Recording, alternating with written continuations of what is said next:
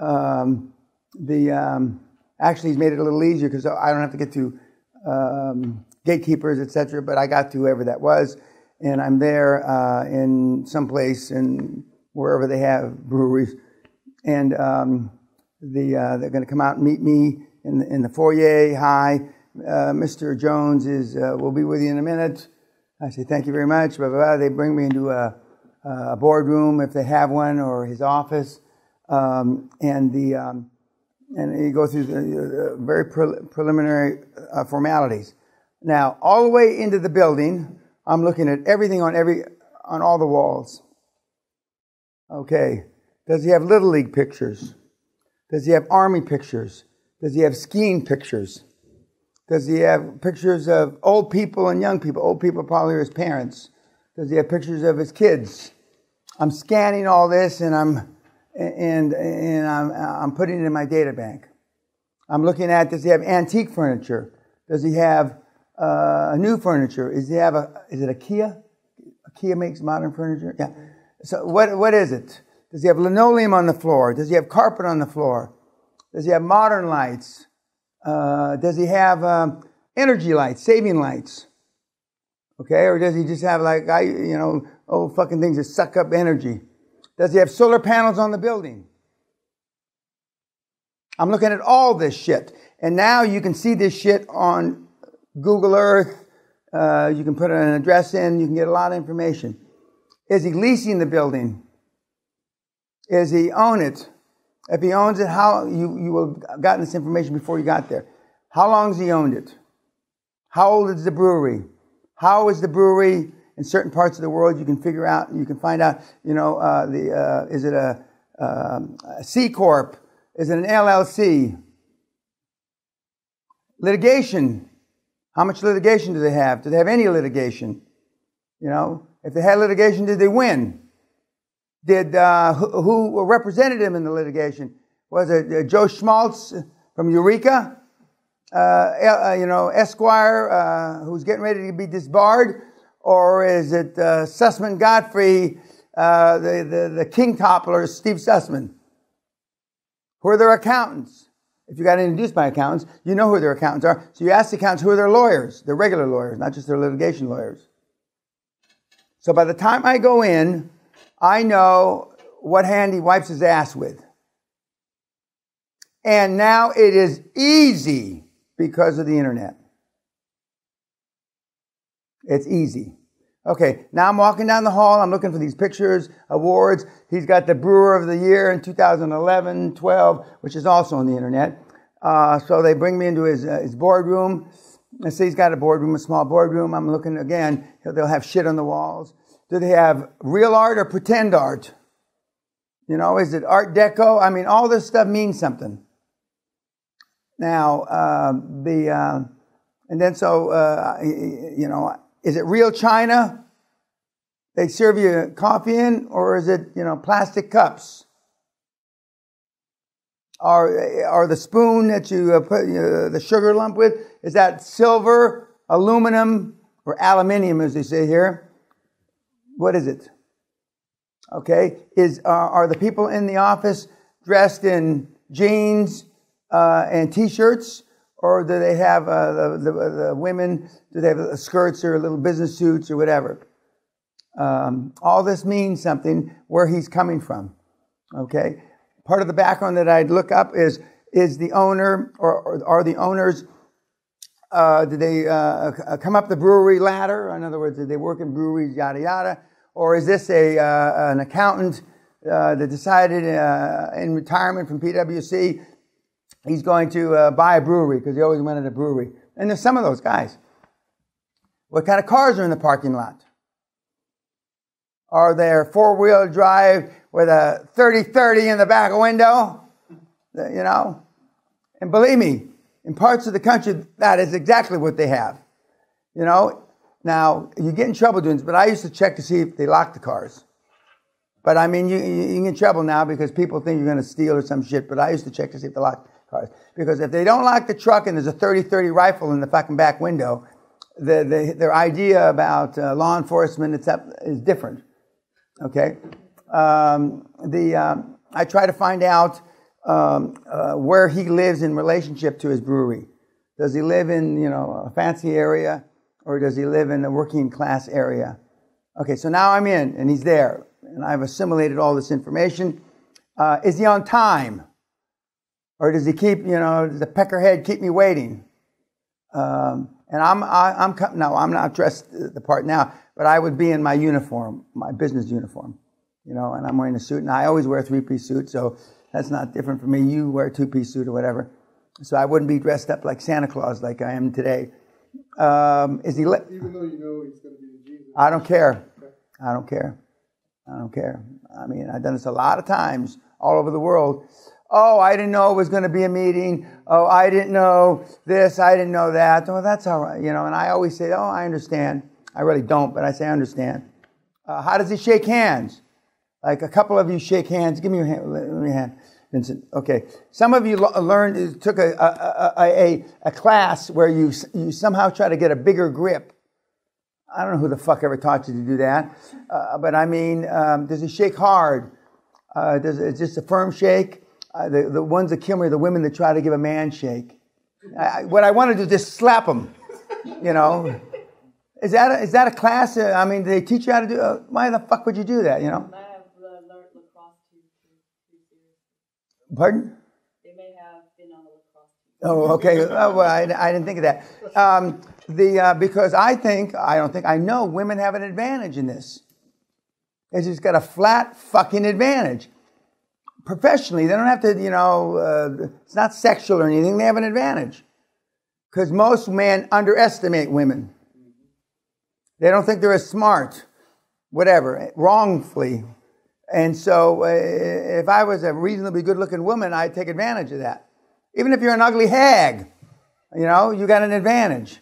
Now, if you weigh 700 pounds and you got a big wart on the side of your face, and you look like, now you don't have an advantage. Okay? You don't. And your daddy may have left you the brewery. Okay, so how do they shake hands? So he's on time, and he said, does he sit down or does he ask you, please be seated? If you're going into a boardroom, always sit with your back towards the window. If the boardroom was this way, I'd sit with that window at my back. Why? So they can squint. No. Why do you think gunfighters enter the street with the sun at their back? Correct. So the boys, I'd be sitting like this, facing this way. And sit at the head of the table. Take control. And then when the guns start, bam, bam, bam, he can't get because of the light in his eye. But anyway, now that doesn't happen anymore. Those were the good old days. So, and you come and they say, okay, Mr. Jones, thank you very much for your time. You got a very nice operation. I got here a few minutes early. I drove around. What you do, you get there a few minutes early and you drive fucking around. And if you got a meeting in the morning and you're flying, get there the day before. I mean, when people used to say, well, I missed my plane or they canceled the plane, I didn't want to talk to them. Fuck. Well, you should have come early, asshole. You should have come early. Okay, so you've got a nice operation and, I see the fence goes out. I mean, there's all these 20, 30 acres yours or just, and he'll be proud as punch to tell you. And now, do breweries have security? I mean, I'm sure they do. Well, we've got security. Oh, yeah. I mean, I make a little joke, are you guarding the patents or this and that? Or, bullshit. You sit down. Thank you very much. I sent you some preliminary information. I sent it early. In fact, we talked to your assistant, and she said that she wasn't positive if you had time to read it, but it's just a short executive summary, and it says who we are, who's part of the investment group, and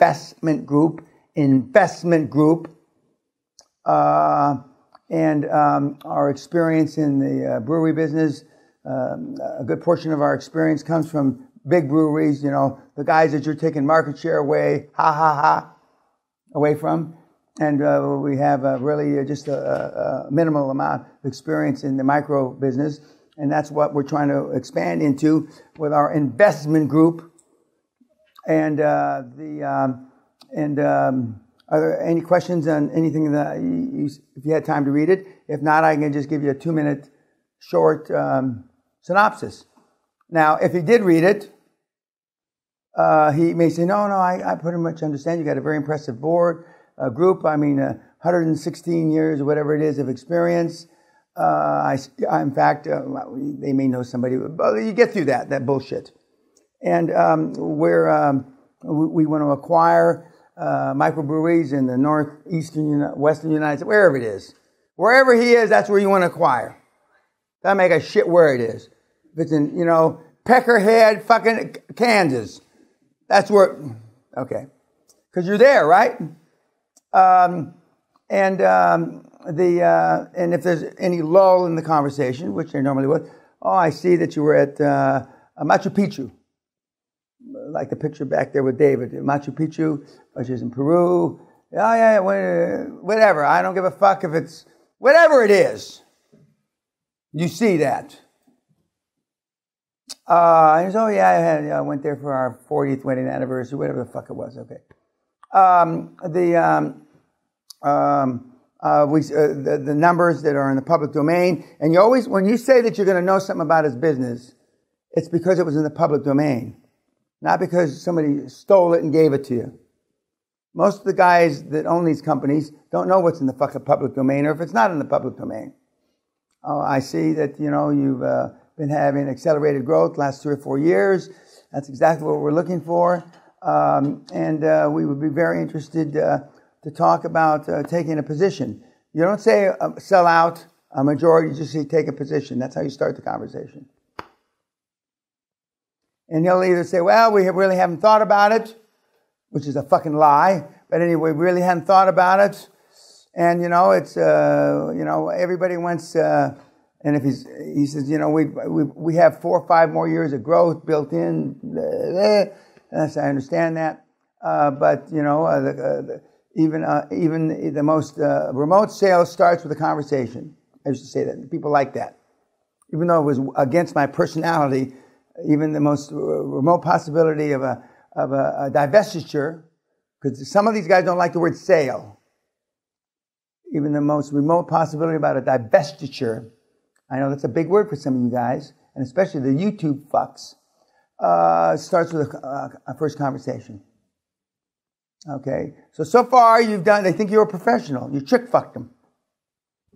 You trick-fucked them. In a professional way. And then he'll talk, or he won't talk, depending on where he really is. Or if, like most people, you got to think about it, because most people can't think that quickly on their feet. That's why it's better if you can verify that they read the fucking executive summary you sent. And let me back up. Before the meeting, I'd have Tim, or not Tim, but whoever I had at that time, call to say, email it to the assistant and say, could you ensure that maybe put it on the top of his reading pile or whatever it is. And one assistant to another assistant will get some results.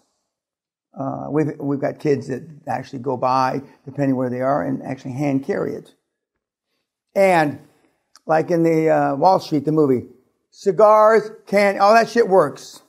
I still don't understand why, because it's not my personality, but it does work. That's how you get in. Because he gave me the entree that he was already had an appointment. And all that should take no more than 15 minutes. Maximum. Unless, like the guys on the phone the last couple of days, by some stroke of irony, you happen to know everybody that ever helped him in life. But if you do, then milk it. Milk them until the legs fall, until the udders fall out off the cow. And once in a while that'll happen. Or once in a while you'll have a director that knows the guy from his days at Anheuser-Busch. or some crap like that. And we use everything that's legitimate. That's legitimate. And then sometimes like Dennis Emir, the Babson guy, who's probably the Babson graduate school is probably as good, got one of the top 10 alumni for business schools in America. I mean, the people that come out of that school, I mean, he's got a fucking gigantic amount of people to call. And so, and then he, you know, it's easier, you know, or your daddies went to school together, you went to the same school, and all that shit works. And if you have it, use it. But it's not necessary. It's not necessary. You know, some of the guys up there, you know, didn't go any place. And some of them went to Harvard. You know, some of them have no degrees, and some of them are PhDs, you know. So that part doesn't matter. So don't be intimidated by that. And the problem with LinkedIn, I think it's 99% great vehicle. But the problem is, I see from you kids, is when you find a guy that or a gal that fits your parameters, you get too awestruck by their fucking resume. Just remember, they wouldn't have their fucking name in there if they didn't want another job. If they didn't want a directorship, they wouldn't be there. You don't just, I know guys, my contemporaries, that they wouldn't touch LinkedIn with a barge pole, as they say in this country. Fuck, what do I want that shit for? Fucking morons contacting me? So, you know, you're on Madison Avenue and she's wearing a skirt up to here and it's 4 below zero. She's there for a reason. It's not to make small talk. So everybody on LinkedIn, you know, and is there for a reason. So don't be so awestruck by their resumes. I spot check the resumes, or I don't anymore, but I used to spot check them. You know, the easiest place to spot check, the guy supposedly got an MBA at Columbia. I mean, it takes 5 minutes. Checking on Sam Jones, Graduate School of Business, MBA, Columbia, 61, or whatever the year is. And if that's a no, next. That's it. There is. Now, if it's really 62 instead of 61, I mean, some bullshit, that's okay. But I mean, no, we never heard him or her, then it's next. And the same thing, well, they don't normally list that they got sanctioned by the Security Exchange Commission on their LinkedIn. But after talking to them, like Cures had a couple where they got in trouble, but I wasn't named in the indictment. Next, I wasn't named in the indictment. That means he had a good lawyer that copped the plea that he wasn't named in the indictment. That's all that means. I wasn't named in the. I forget how you phrase it to McCure, but that was next. But he's big hitter. Next, and then normally that person has already referred 3 people to you. One of which might be the accountants. And, you know, he only missed jail by the skin of his ass, like Weed Man, you know.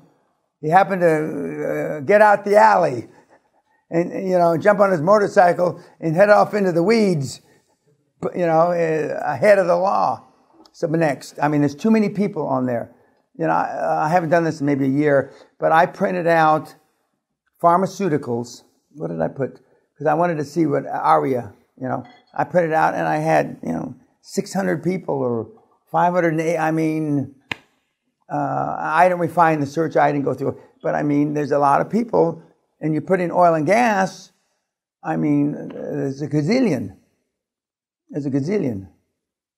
There's no reason to find a shortage of people for your dream team. And again, the most important is chairman. So I'm back with the guy in his room, and and guys that have built these things up with their own hands and, you know, sweat of their brow are proud of him. you know. And some of them really do want the purchaser or acquirer to take care of, etc. But my experience is if they want that, it's up to a limit based on who's getting the money for the company. They may want you to keep them on and not fire them, but they're not going to give them 1/4, not 1 centavo of the sales price.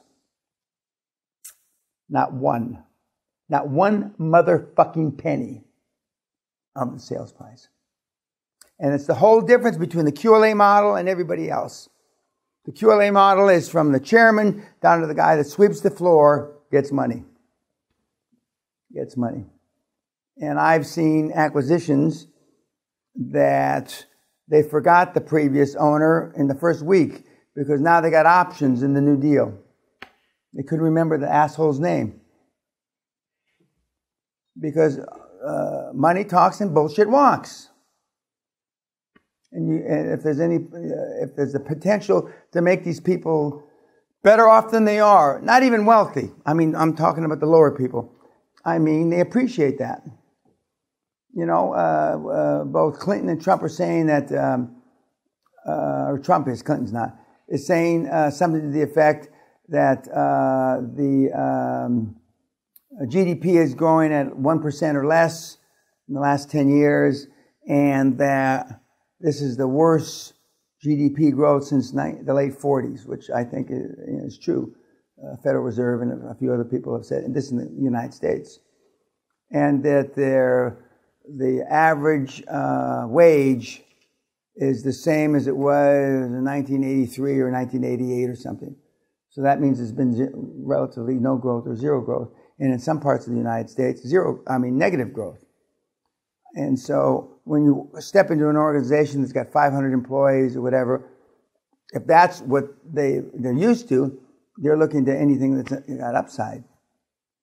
And a lot of the people that you're in this business or in any business that you're going to go and look to acquire are just happy with a $10 million brewery, you know, making a certain amount of money and feeding all his personal expenses through the business, which is the way it goes. And they're just happy with that. Okay, so now he says, well, you know, I have to think about it. And he may say he wants to talk to his wife. He may want to say he wants to talk to his fellow board members. If he has an ESOP, which is an employee stock option plan with his employees, you know, I'd have to talk to the ESOP representative, which are all legit, okay? If he says shit like that, that's positive. That's positive. And that's about all you can accomplish on that first meeting. Okay, you don't get out your agenda and read, are you going to take, back such and such? You want to know if the fact that he's seeing you is that he's open to the idea.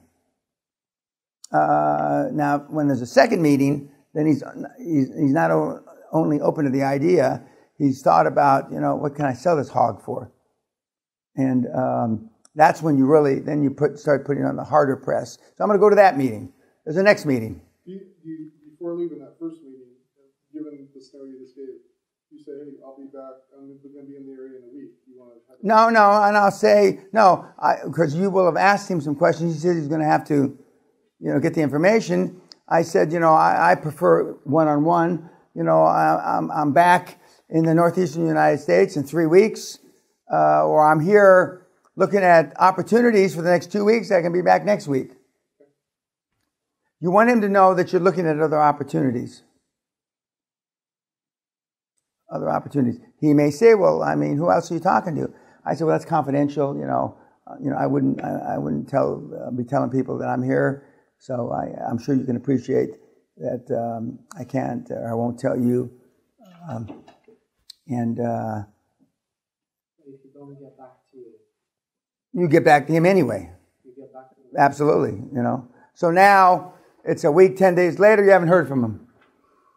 Hi, Mr. Jones, and now the receptionist will put you through because you gave her a card or some bullshit. And hi, this is Johnny Peckerwood.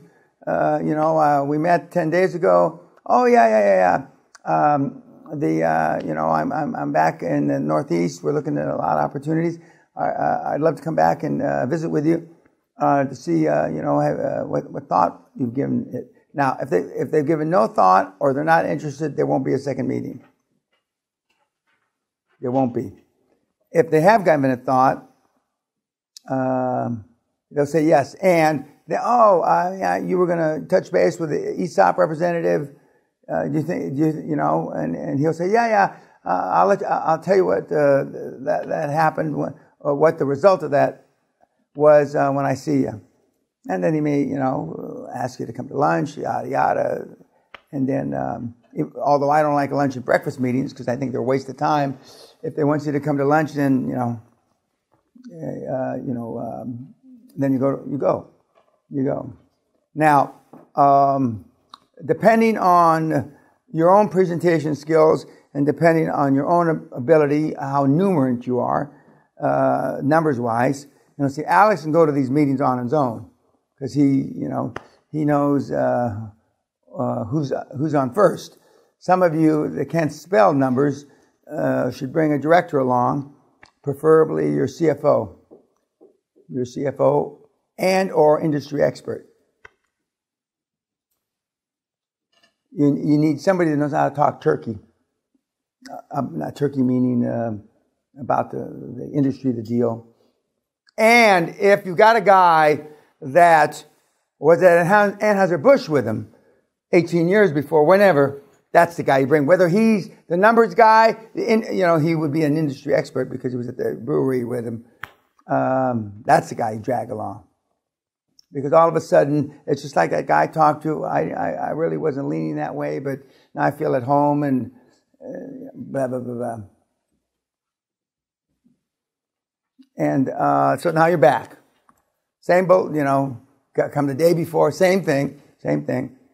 And have your little speech ironed out with your guy that you're bringing, or gal, whoever it is. And you come early, same thing again. And and he may or may not have somebody there. If he's an iron-fisted guy, he started the company, he owns all the stock, there may be nobody there. Because he's used to, for all these years, making his own decisions. He's not interested in anybody's fucking opinion. There's plenty of those guys. And when you bring somebody that from Anheuser-Busch or whatever, the conversation will take on a new life. And just like the conversations I had.